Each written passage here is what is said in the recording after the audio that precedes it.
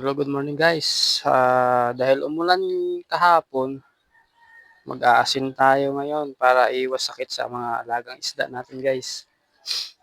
Ito lang ginagawa ko guys pag halimbawa napuno na ng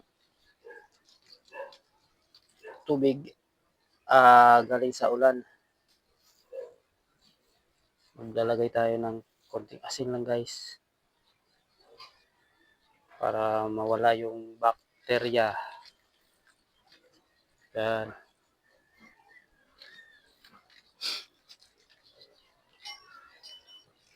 Budbud lang tayo ng kaunti sa mga tab natin guys. Yan. Para di sila magkasakit. Mahirap pag nagkasakit isda natin guys, damay-damay na. Nagkaroon sila ng mga bad bacteria, saka yung mga parasite, yung mga natawag na anchor worm, tapos yung mga kuto sa isda. Pag tumama yun guys, ang paghirap gamutin. Mawawalan ka ng pag-asa sa buhay ng may buhay. Parang gusto mo na sumuko. Pero tayo ay fish keeper. Kailangan lang natin magtyaga.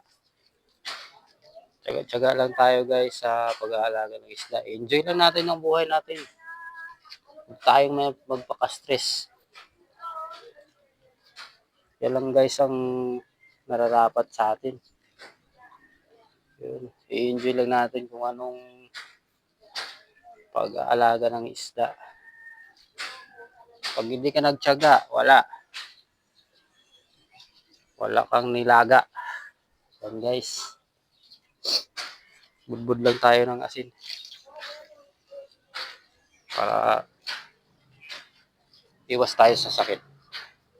Papakita ko rin sa inyo guys yung ito, yung nasa tab na to. Yung culture ko na dap niya moy na.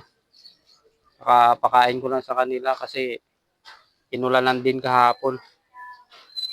Punong-puno ng tubig. Tapos yung ibang dap niya ko, ito, nagsilabasan na sila oh. Yan, pinakain ko rin kanina. Guys. Ito nga pala yung mga PKBM ko. Kasama ng mga red platy.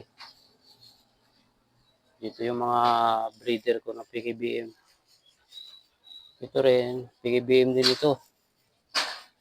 Kasama rin ng mga Paul Gold. Yan, itong simple setup lang guys, yung akin. Hindi pa natin kayang bumili ng mamahalin setup. Pero umaasa tayo na may pag-asa tayo, makakarating din tayo dyan. O yan lang guys, maraming salamat sa inyo guys sa panood ng aking kaunting vlog. Ito lang guys, kasi di pa ako marunong. Yan. Yan, masisigla na sila guys. Yan. Hey guys, ito rin pala yung ano ko, mga BKBM. Kasama rin dito yung mga feeder na breeder. Yan o. Yan sila guys. Ang sisigla na rin sila. Thank you guys for watching.